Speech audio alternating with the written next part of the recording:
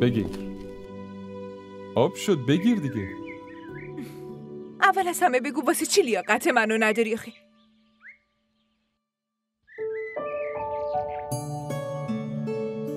این سوالو از یکی دیگه بپرس. خودش بهت میگه.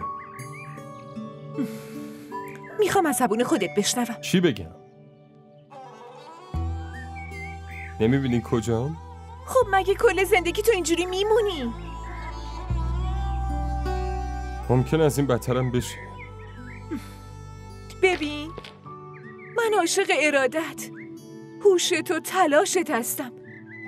دوست ندارم از این حرفای ناامید کننده از دهنت در بیاد. از خودم که نمیگم، حقیقت.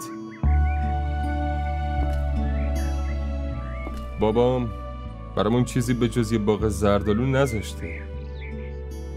من و مامانم به بدبختی شکم خودمونو باش سیر میکنیم. منم چطوری دارم تو این شهر جون میکنم؟ خودت همه رو میدونی.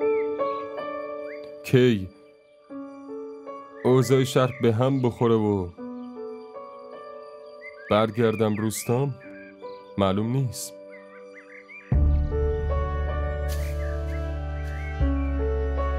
تو حداقل تو زندگیت یه باغ کوچیک و یه مادر تنی داری، ولی بابای من همونم نداشته جمال. اما امروز ببین چه جایگاهی داری. هوری، به جز اراده، تلاش و هوش یه چیز دیگه هم لازمه، وگرنه همش بیفایده است. تو فکر میکنی که شانس نداری نه؟ اینو زمان میگه. زمانش رسیده جمال. ببین من اینجا پیش تو هم. هوری، من دارم شانس خودمو میگم. منظورم لطف و دلسوزی بقیه نیست. میدونی چیه؟ ازت متنفرم.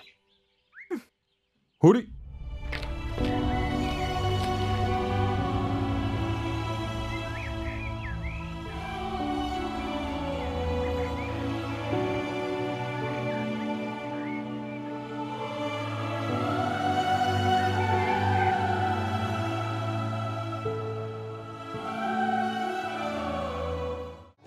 این ویدیو رو لایک کنید، کانالمون رو سابسکرایب کنید تا از سریال های جدیدمون هم آگاه باشید.